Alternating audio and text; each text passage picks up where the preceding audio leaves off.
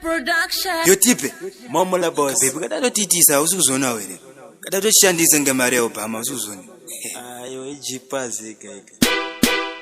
Le style Intelligent di petrowe mula. Kakatika bato matikongu vano tanda shumasongu kasika kete kaita rongu Style kai kuti tiri mavuruko. Dota ipino pina Katanga kufunda ka baby. Le kakatindire kumanyira kumbapo kasati kataura wakano da kasati kasarura. Apo ndakati huya kuno kakatindika noro wakumba Kakati pinza busy kai kuti tichaita vinzi. Apo kakati tumanisa akati kaya kuti isu kati pesa nisa No, ingaonenda kuimbira my love song. Ichichitora nguva yako. Ilinga ndari kuimbira airtime ndaitumira iwa Nasuno what to do manisa baby. Kakatanga kufunda Ka baby. Le kakatindire kumanyira kumbapo kasati kataura wakano da kasati kasarura. Apo ndakati huya kuno kakatindika noro wakumba Kakati pinza busy kai kuti tichaita vinzi.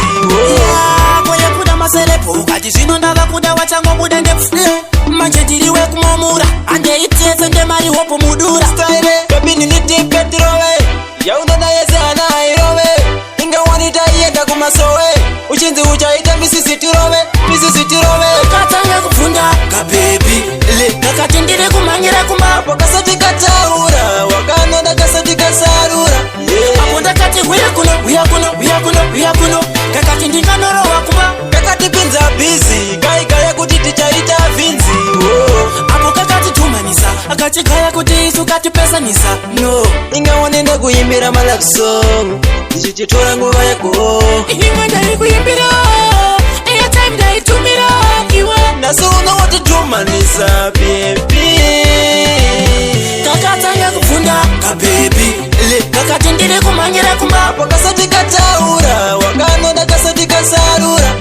Apo ndakati huya kuno kakatindika noro wakumba Kakati pinza busy kai kuti tichaita vinzi. kakatika bato matikongu vanotanda zvimasongu kasika kete kaita rongu Style kai kuti tiri mavuruko. Dota ipino pina kuda maselepo ukati zvino ndava kuda wachangobuda Style baby niniti petrowe. Yaunona yese ana airowe.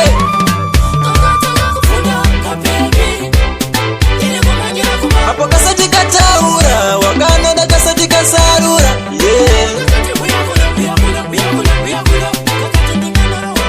Kakati pinza busy kai kuti tichaita vinzi.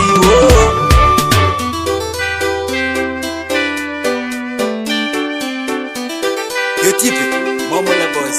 Kada to titisa usuzona wele. Maisa mangari mwasha Kada to shandise ngemari ya Obama.